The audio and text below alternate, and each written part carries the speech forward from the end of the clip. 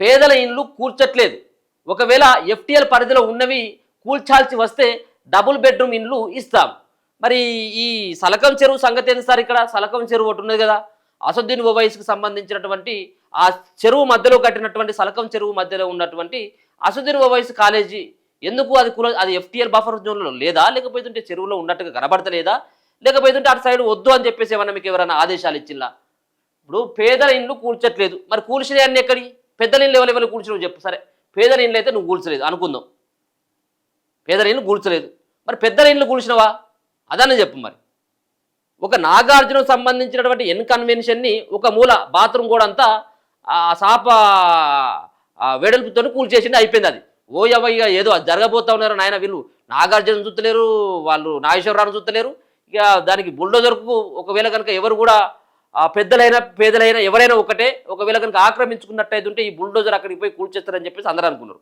ఇక కన్వెన్షన్ అది ఒక్కటి కూల్చేసిండ్రు, చలో మిగతాదంతా కూడా పాన్ షాపులు, టిఫిన్ సెంటర్లు, చిన్న ఉన్నటువంటి వాళ్ళు 10 ఏళ్ళ కాంచి 20 ఏళ్ళ కాంచి 50 ఏళ్ళ కాంచి ఉన్నటువంటి వాళ్ళే కూడా కూల్చేసిండ్రు. ఇక వీళ్ళు ఏం చేస్తారు? పోవడం, పెన్షన్ అదేదో చేస్తూ ఉన్నారు, పెన్షన్ చేస్తూ ఉన్నారు, వస్తూ ఉన్నారు. ఇదంతా కూడా మేమే మళ్ళీ స్వాధీనం చేసుకున్నారు, ఇక 100 కోట్లు 1000 కోట్లు అని చెప్పేసి ప్రకటించుకుంటా ఉన్నారు. మరి పేదల ఇండ్లు కూర్చట్లేదు అన్నప్పుడు మరి పెద్దల ఇండ్లు ఎవరెవరు కూర్చోలో ఒక్కసారి లెక్క చెప్పు. మీరు చేసేటువంటి పనిని మేము కూడా అభినందిస్తాం, కాదనట్లేదు. కానీ దీంట్లో నాయకుల యొక్క సంబంధించినటువంటి వాళ్ళకి మినహాయింపించుకుంటా, వాళ్ళ ప్రభుత్వంలో కొంత పలుకుపడి ఉన్నటువంటి వ్యక్తులకు, లేకపోతే వాళ్ళ ప్రజాప్రతినిధులు అయితేనో, పైసలు ఉన్నట్లు అయితుంటేనో వాళ్ళ జోలికి పోవట్లేదు. ఇప్పుడు ఈ హైడ్రా వల్ల ఒరిగింది ఏంటిది అంటే, ఇప్పుడు గవర్నమెంట్కి తీవ్రమైనటువంటి వ్యతిరేకత. గవర్నమెంట్ ఇప్పుడున్నటువంటి కాంగ్రెస్ పార్టీ ఒకవేళ కనుక ఫ్యూచర్లో ఓడిపోయినట్టయితే ఉంటే దానికి ముఖ్యమైనటువంటి భూమిక పోషించింది హైడ్రా రంగనాథ్ అని చెప్పుకోవాలి. సరే, ప్రభుత్వ భూములని నిజంగా ఆక్రమించుకున్నట్టయితే తీసుకోండి, కాదనట్లేదు. కానీ అన్యాయంగా చిన్న చిన్న గుడిసెలు వేసుకున్నటువంటి వాళ్ళే కూడా కూల్చేసి పెద్ద సంబంధించినటువంటి వాటి రగన్న కూడా ఎన్నో దాంట్లో చెప్పి ఉన్నాడు. ఎక్కడెక్కడికి సంబంధించి గవర్నమెంట్ ల్యాండ్లు, ఆ శిఖం ల్యాండ్లు కబ్జాలు చేసుకొని పెద్ద ఫామ్ హౌస్లు కట్టుకున్నారు, మొత్తం కబ్జాలు చేసుకున్నారు అని చెప్పేసి వివరాలతో కూడా ఇస్తే వాడి జోలికి కూడా పోలేదు. కోర్టుల ఆదేశాలను గౌరవిస్తూనే విధులు నిర్వహిస్తున్నాం, హైడ్రాతో చెరువులను, పర్యావరణాన్ని కాపాడుతున్నాం. ఇప్పటికే 80,000 కోట్ల విలువైన 2,093 ఎకరాలను కబ్జాల నుంచి విడిపించినాం. మేము కాపాడిన భూములు ప్రభుత్వ ఆఫీసులు, స్కూళ్లకు ఉపయోగపడుతున్నాయి. బతుకమ్మకుంట ముమ్మాటికి చెరువే, ఫాతిమా కాలేజీ ఇష్యూ కోర్టు పరిధిలో ఉందని వెళ్ళండి. ఇక చూడలిగా మరి మిగతాది కూడా కోర్టు పరిధిలో ఉన్నటువంటి వాటిని కూడా కూల్చేసినావు కదా. ఇక్కడ అడ్వకేట్ ఆయన పేరు ముస్లిం, మొన్న ఆడ కూల్స్తేవి కదా, పట్టణ చెరువు దగ్గర అనుకుంటా. ఆయన కూడా అడ్వకేటు, ముఖ్యం. ఆయన వెనకేసుకొచ్చేటువంటిది కాదు, ఒకవేళ ఉంటే కూల్చాల్సింది కావట్లేదు. కానీ నేనేమంటున్నా అంటే, కోర్టు పరిధిలో ఉన్నటువంటి ఫాతిమా కాలేజ్ జోలికో పోడు. మరి కోర్టు పరిధిలో ఉన్నాయి, కోర్టు కాయిదాలు ఉన్నాయి, దీంట్లో ఇంజక్షన్స్ ఆర్డర్ ఉన్నాయి, వీటిని కూల్చొద్దని చెప్పేసి మాకు ఉన్నాయని చెప్పేసి ఆర్డర్స్ తీసుకొచ్చి చూపెడితే మరి వాటిని కూల్చినావు కదా. ఒక ఫాతిమా కాలేజీకి మాత్రమే ఉన్నది, ఇప్పుడు వేరే వాడికి లేవు ఇక అసలే.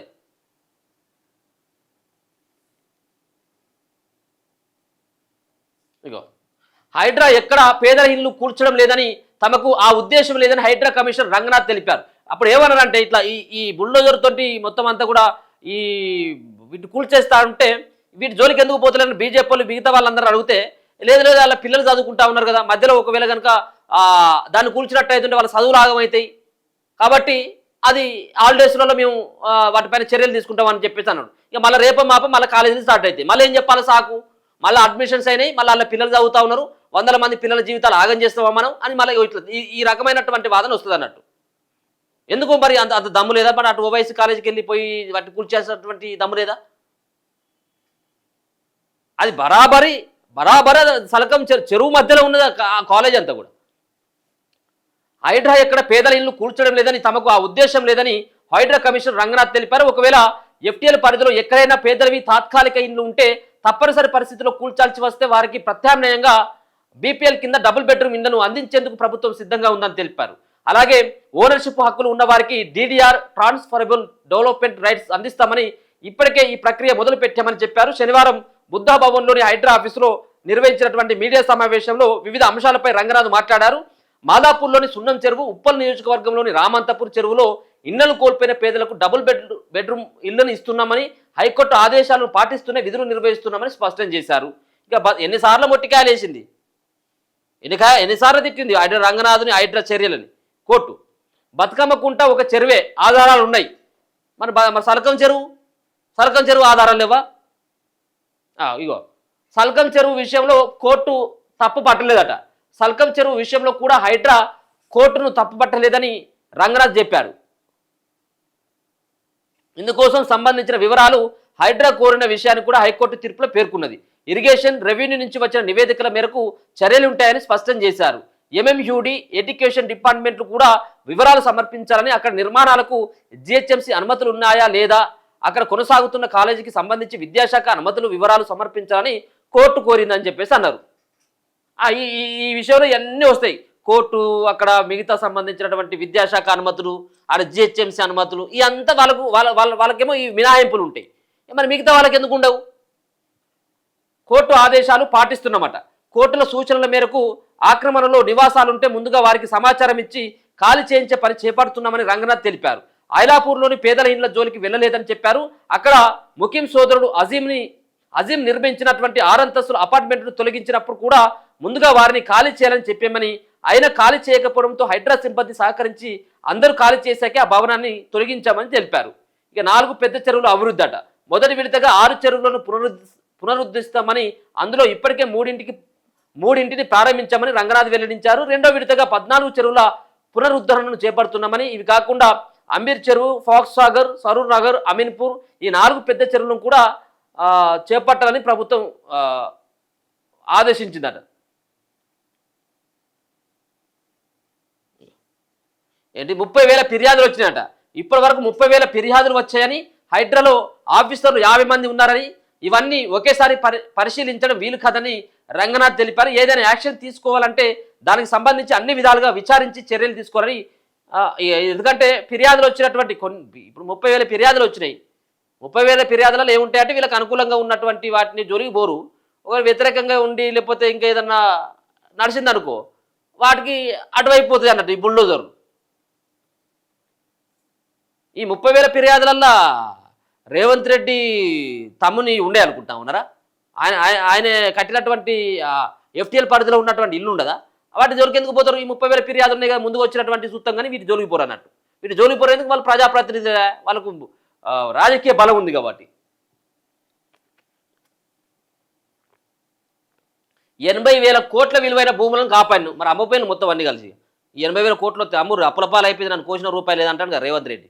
నువ్వు కాపాడిన రంగనాథు, మీరు కాపాడిన కదా 80,000 కోట్ల విలువ చేసేటువంటి భూమి తీసుకుపోయి అటు మరి అడ్డికి పావుచారు అమ్మురు. అటు అమ్ముతా ఉన్నారు కదా వేరే వేరే చోటుకు.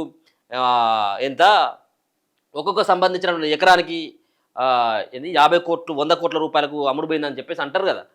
సో ఇవి ఉన్నటువంటి 80,000 కోట్ల విలువైనటువంటి భూములను కాపాడినటువంటి రంగనాథ్ గారు మరి వాటిని అమ్ముతారా, మరి వాటి ఏం చేస్తారో చూడాలి. హైడ్రా ఇప్పటి వరకు 2,093 ఎకరాలను స్వాధీనం చేసుకుందని రంగనాథ్ తెలిపారు. చెరువు ఎఫ్టీఎల్ పరిధిలో ఉన్న ఆక్రమణలను తొలగించి 296.12 ఎకరాలు, నాలాలకు సంబంధించింది 24.05 ఎకరాలు, ప్రభుత్వ భూములు 1606.34 ఎకరాలు, పార్కుల ఆక్రమణలను తొలగించి 92 ఎకరాలు, వీటన్నిటి కూడా స్వాధీనం చేసుకున్నారంటే రోడ్ల ఆక్రమణను తొలగించి 49.28 ఎకరాలు, ఇతర ప్రభుత్వ స్థలాలు 23.17 ఎకరాలు ఇందులో ఉన్నాయని, వీటి విలువ 80,000 కోట్ల వరకు ఉంటుందని అంచనా వేశారు. హైడ్రా ఇప్పటి వరకు 90కి పైగా కేసులు నమోదు చేసినట్టు చెప్పిండు. మొత్తానికి ఇక వీటన్నిటి కూడా ఒకసారిగా గంపగుత్తగా చెబుతావు అంతా కూడా అని ప్రెస్ మీట్ పెట్టి అంత వ్యవహారం అంతా నడిపినట్టు 80,000 కోట్ల విలువైనటువంటి భూములను కాపాడినని.